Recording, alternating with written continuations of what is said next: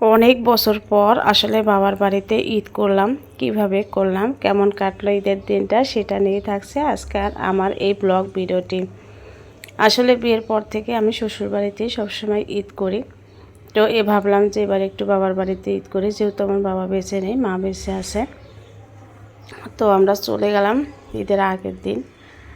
তো যাই হোক, সকালবেলা কিন্তু সব কিছু রেডি করে রান্না শুরু করা হয়েছে। তো এখানে নবাবী সেমাইটা রান্না করা হবে, তার জন্য সেমাইগুলো একটু ভেজে নেওয়া হচ্ছে। আর এখানে গুঁড়ো দুধ আর কর্নফ্লাওয়ারটাও কিন্তু দিয়ে ভালো করে একটু জাল করে নেওয়া হবে। তো এর মধ্যে কিন্তু দুধটাও জাল করা হয়ে গেছে, সেমাইটাও ভাজা হয়ে গেছে। তো আমি একটা বড় একটা বোলের মধ্যে সেমাইটা সেট করে নিচ্ছি।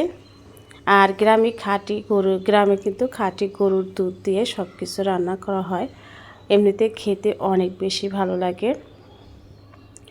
যদিও সবাই আমাদের বাড়িতে আসেনি, আমার ভাইরাও কিন্তু আসেনি। তো হঠাৎ করে আমি বলছিলাম যে আমি বাড়িতে চলে গেছিলাম, যার কারণে হঠাৎ করে আমি বাড়িতে ঈদটা করেছি। আর আমার ছোটো বোন আসছিল, তো ওই রান্না করছিল। তো আমি বললাম যে আমি একটুখানি ভিডিও করি। আর বাবার বাড়িতে ঈদ করার কিন্তু মজাই আলাদা, যেহেতু অনেক দিন পর বাবার বাড়িতে ঈদ করছিলাম, আমার কাছে কিন্তু বেশ ভালো লাগছিল। বাচ্চারাও অনেক বেশি খুশি। আর এখন দেখতে পাচ্ছেন যে নবাবের সেমাইটা কিন্তু আমি সুন্দর মতো করে সেট গুছিয়ে সাজিয়ে নিচ্ছি।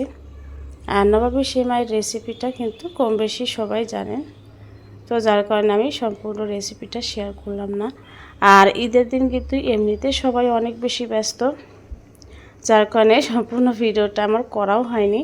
তো মাঝে মাঝে আমি একটুখানি করে ক্লিপ নিয়ে নিয়েছিলাম, সেটাই আপনাদের সাথে শেয়ার করছি। তো সেমাইটা আমি রেডি করছিলাম, আর খেতে কিন্তু খুবই ভালো হয়েছিল।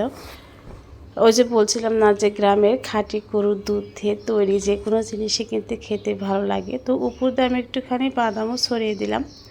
তো এটা হচ্ছে ফাইনাল লুক। তো আমি এটা রেখে দিব ঠান্ডা হওয়ার জন্য। তো এর মধ্যে নামাজ পড়তে যাবে পিচ্চি পাচ্চিরা, তো আমি একটুখানি ভিডিও করে নিলাম আর কি। এটা আমার ভাতিজা, ভাগনা, আমার ছেলে।